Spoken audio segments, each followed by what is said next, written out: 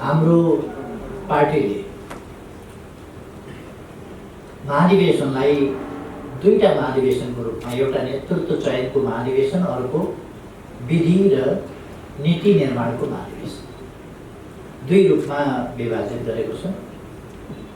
यो महाधिवेशन अहिले जो हामी 15, 16, 17 अश्विन 2078 मा गर्दैछौँ, यो पार्टीका नीतिहरूको निर्माण र पार्टी सञ्चालनका विधि अर्थात् विधान सम्बन्धी प्रश्नहरू, संगठनात्मक प्रश्नहरू को सम्बन्धमा महाधिवेशन हुनेछ। जुन नीति अन्तर्गत र महाधिवेशनबाट, यस महाधिवेशनबाट पारित नीति अन्तर्गत र विधि अन्तर्गत हामी आगामी मङ्सिरमा हुने पार्टीको 10औं राष्ट्रिय महाधिवेशन आयोजना गर्नेछौँ र त्यसबाट नेतृत्व निर्माण हुनेछ, नेतृत्व चयन हुनेछ। यहाँहरूलाई थाहा छ, नेकपा एमाले एउटा लोकतान्त्रिक पार्टी हो। लोकतन्त्रको सङ्घर्षमा यसले लामो समयदेखि असाधारण योगदान गर्दै आएको छ। लोकतन्त्र प्रणालीको रूपमा मात्रै होइन, लोकतन्त्रलाई पद्धति र प्रक्रियाको रूपमा पनि। लोकतन्त्र समयानुकूल व्याख्या होइन, लोकतन्त्र मूल्य मान्यताका आधारको व्याख्या। त्यसमा नेकपा एमाले विश्वास गर्दछ, तदनुसारको अभ्यासमा विश्वास गर्दछ। तदनुसार नै यस महाधिवेशनले गहन छलफलका साथ दस्तावेजहरूमा छलफल गरेर निष्कर्षहरू निकाल्नेछ। जुन निष्कर्षहरू अनुसार आगामी दिनका लागि हाम्रो पार्टी हाम्रा सिद्धान्तहरू कस्ता हुने, हाम्रो गन्तव्य के, त्यस गन्तव्यमा पुग्ने बाटो के, तत्सम्बन्धी हाम्रा नीतिहरू कस्ता हुने, ती नीति कार्यान्वयनका लागि हाम्रो कार्यक्रम कस्तो हुने, कार्यक्रमलाई कुन कुन क्षेत्रमा हामी कसरी कार्यान्वयन गर्छौँ र त्यसका निम्ति कस्ता विषयगत वा आवधिक योजना बनाउँछौँ, ती योजना पुरा गर्न कसरी हामी लक्ष्यहरू निर्धारण गर्छौँ, ती लक्ष्य निर्धारण गर्ने इन्स्ट्रुमेन्टका रूपमा हामी कस्तो पार्टी निर्माण गर्छौँ, त्यसको परिचालन कसरी गर्छौँ जस्ता प्रश्न यस महाधिवेशनले निरूपण गर्नेछ, जो अत्यन्तै महत्त्वपूर्ण छ। यसभित्र राष्ट्रिय महत्त्वका नीतिहरू, राष्ट्रका निम्ति आवश्यक नीतिहरूमा छलफल हुनेछ, पारित हुनेछ। हाम्रो समाज आज कहाँनिर छ, यसलाई, यसका अहिलेका समस्या के हुन्, तिनको पहिचान र किटानी, ती समस्याको समाधान कसरी गर्ने, त्यसको स्पष्ट दिशा निर्देश, यी चिजहरू यस महाधिवेशनले गर्नेछ। देशका समस्या, जनताका समस्या, राष्ट्रियता सम्बन्धी प्रश्न, राष्ट्रको सार्वभौमसत्ता, स्वाधीनता, स्वतन्त्रता, भौगोलिक अखण्डता र राष्ट्रिय हितहरूको रक्षा गर्ने, सम्वर्धन गर्ने प्रश्न। त्यसै गरेर लोकतन्त्रका विभिन्न पक्षहरू, लोकतन्त्रलाई एउटा प्रणालीको रूपमा मात्रै होइन, प्रक्रिया समेतको रूपमा कसरी लोकतन्त्रलाई हामी अझ संस्थागत गर्दै जान सक्छौँ, सुदृढ गर्दै जान सक्छौँ र प्रभावकारी ढङ्गले कार्यान्वयन गरेर त्यसलाई देश र जनताका हितमा केन्द्रित गर्ने र सामाजिक परिवर्तन रूपान्तरणको कामलाई अगाडि बढाउने काम गर्न सक्छौँ, ती कुराहरू हामी तय गर्नेछौँ। यी कुराहरू देशसँग सम्बन्धित छन्, जनतासँग सम्बन्धित छन्, जनताका समस्याहरूसँग सम्बन्धित छन्, ती समस्याहरूको समाधान गर्ने प्रश्नहरूसँग सम्बन्धित छ। किनभने यो पार्टी यसो पार्टी खोलौँ न भनेर खोल्नका लागि खोलिएको पार्टी होइन। यो आफ्नो काममा राष्ट्रका अगाडि रहेका समस्या, ती समस्याको समाधान गर्ने प्रश्न र त्यसका अगाडि उभिएका चुनौतीहरूको सामना गर्ने प्रश्न, यी सबै कुरालाई ध्यानमा राखेर चुनौतीको सामना गर्दै अगाडि बढ्ने र देश र जनताका हितहरूलाई कमजोर हुन नदिने, ओझेलमा पर्न नदिने र पराजित हुन नदिने अभिभावक बोकेको हुनाले यस पार्टीले तदनुसार नै काम गर्छ। अहिले हामी सबैलाई थाहा छ नेकपा एमालेको भूमिका सत्ता पक्षबाट प्रतिपक्षमा गएको छ।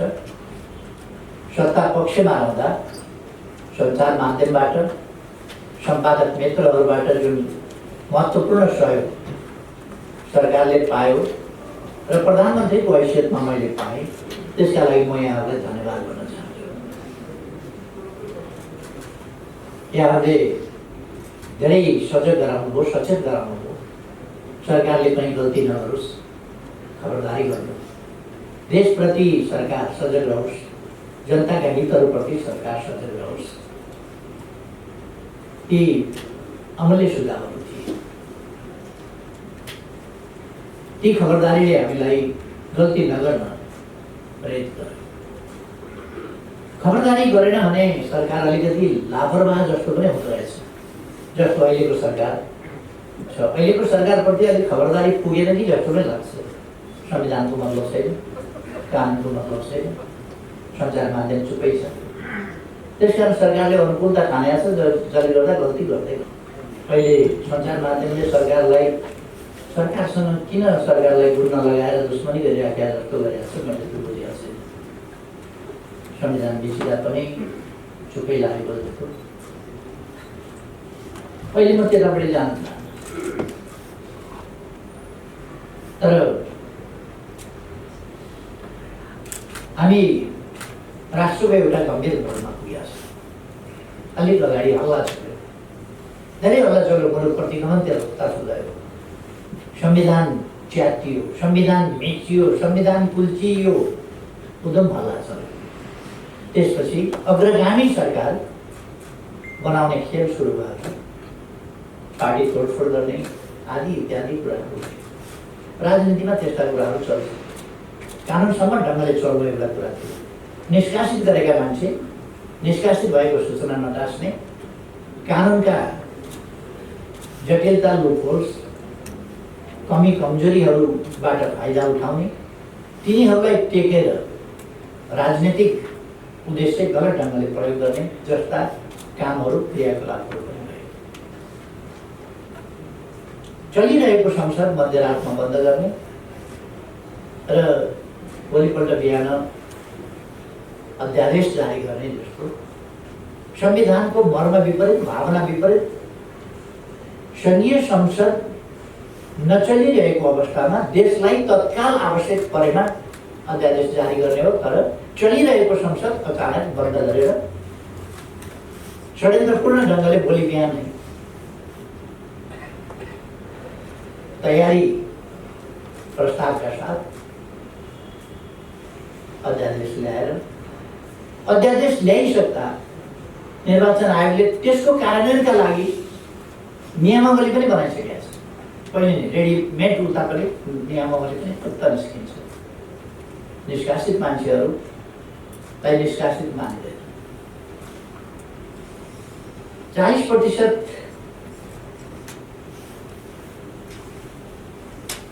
सांसद र 40% केन्द्रीय सदस्यले यदि नयाँ पार्टी खोल्न, या पार्टीबाट अलग हुन चाहे भने पार्टी परित्याग गरेको नमानिने नयाँ पार्टी खोल्न पाइने प्रबन्ध हो संविधानले दिएको।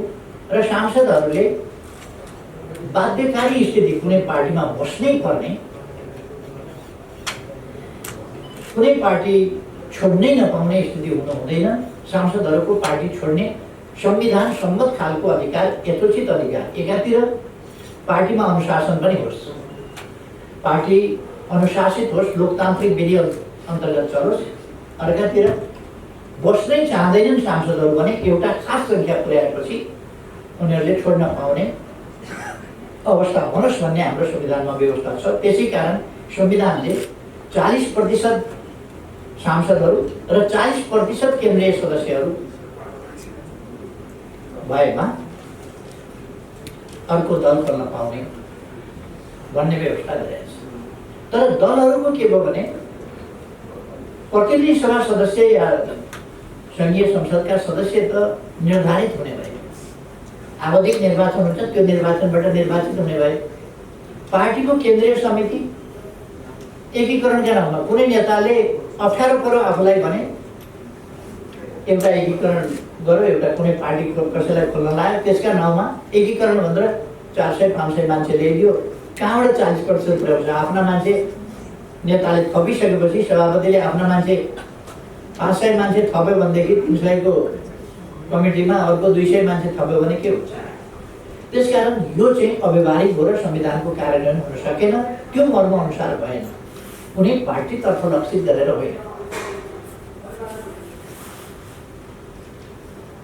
त्यसरी मैले संविधानको वास्तवमा मर्म अनुसार कार्यान्वयन हुन सकोस् भन्नका लागि केन्द्रीय कार्य समिति वा संघीय संसदका प्रतिनिधि सभाका 40% सदस्यहरूले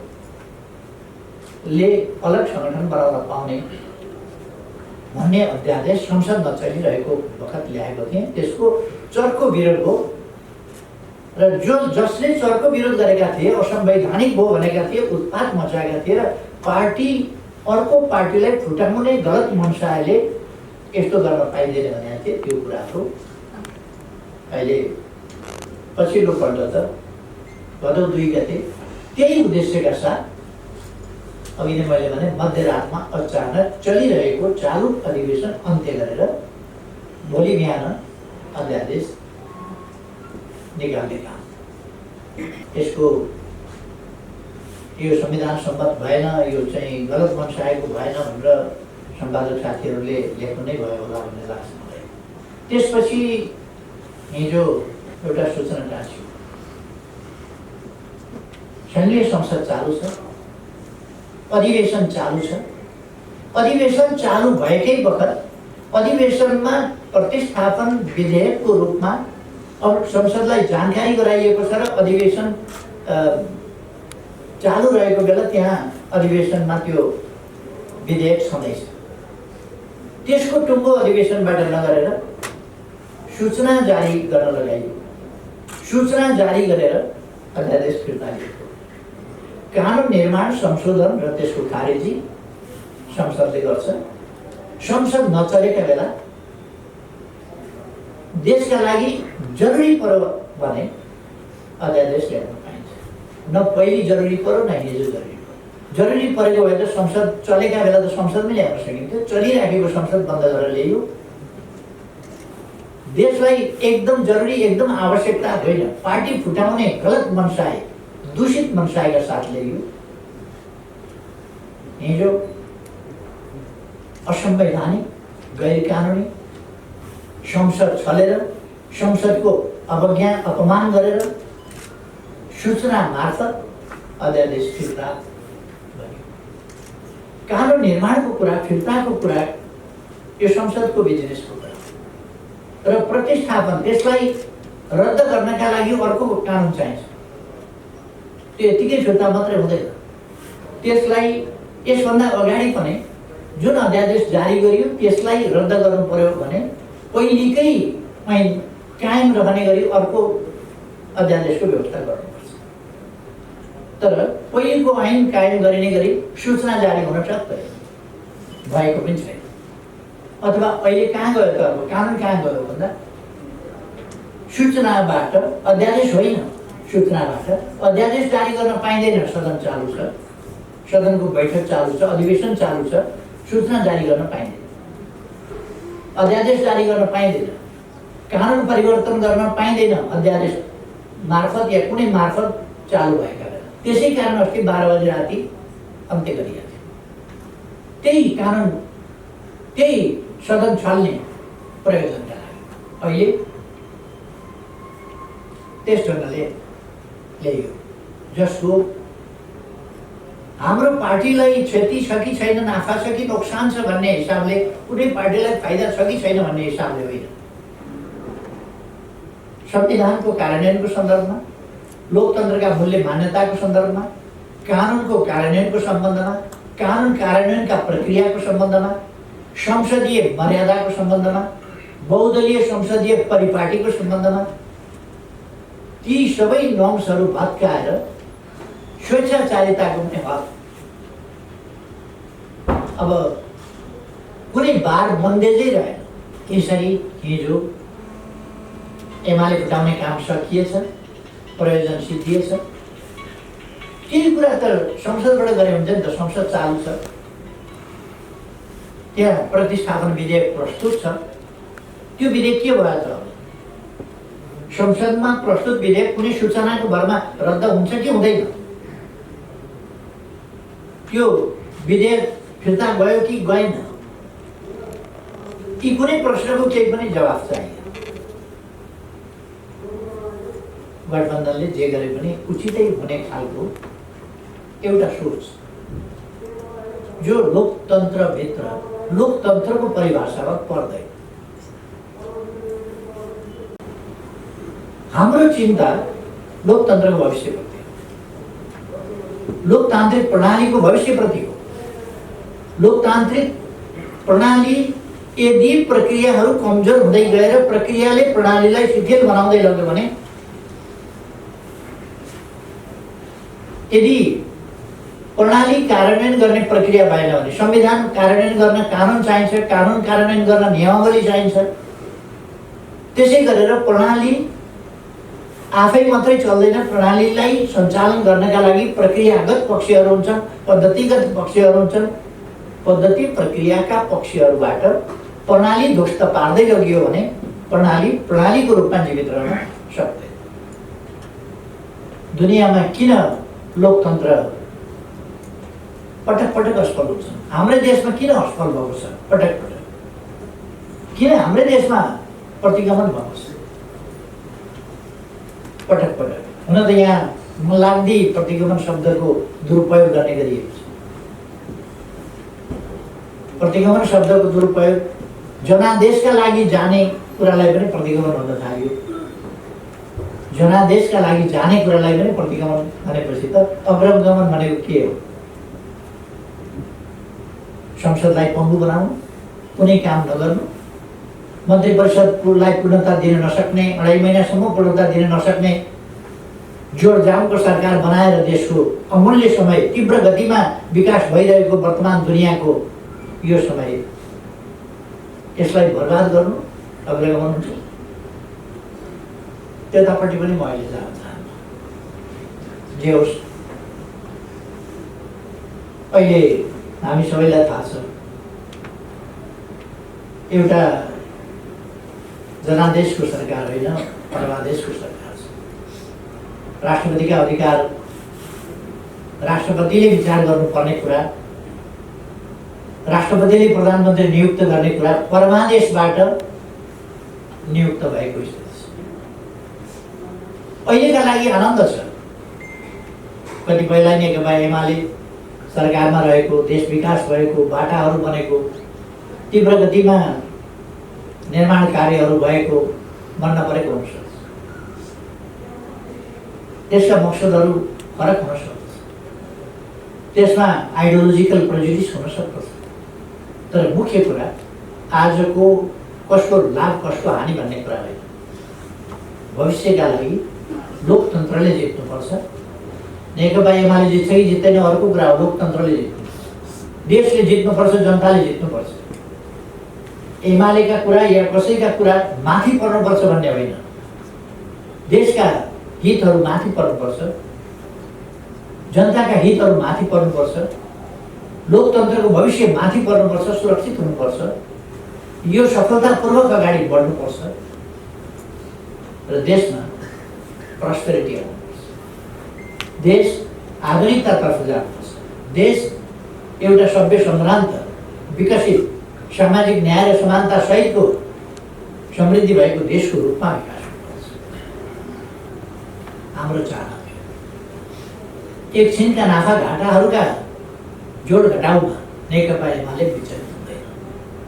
नेकपा एमाले लोकतन्त्रको बृहत्तर प्रश्नमा केन्द्रित भएर विचार गर्छ र आवश्यकता पर्दा त्यसका निम्ति सङ्घर्ष गर्छ। नेकपा एमाले लोकतन्त्रका निम्ति सङ्घर्ष गरिआएको छ, यसको प्राप्तिका निम्ति सङ्घर्ष गर्यो, बलिदान गर्यो, यसको रक्षाका निम्ति पनि सङ्घर्ष र बलिदान गरेर आएको छ, फेरि पनि गर्छ। त्यसकारण यो क्षणिक लाभ हानिका हिसाब किताबमा होइन, आम रूपमा दीर्घकालीन रूपमा लोकतन्त्रको भविष्यप्रति हामी किन चिन्तित हुने? लोकतान्त्रिक प्रणाली नै श्रेष्ठ प्रणाली हो। यस प्रणाली मार्फत यसको सही कार्यान्वयनबाट नै हामी देशको विकास गर्न सक्छौँ भन्ने एमालेको विश्वास छ। त्यो विश्वासको कारणले हामी, त्यो यथार्थको कारणले, त्यो हाम्रो विश्वास निराधार होइन, त्यो यथार्थ विश्वास हो, त्यस कारणले हामी लोकतन्त्रको भविष्यप्रति चिन्ता गरेका हामी। एउटा यस विषयमा म धेरै गइरहनु पर्ला जस्तो लाग्दैन। लोकतन्त्रमा सत्ता पक्ष प्रतिपक्ष भइरहन्छ, कहिले कसले जित्ला कहिले कसले जित्ला, तर जित हार स्वस्थ हुनुपर्छ, प्रतिस्पर्धा स्वस्थ हुनुपर्छ।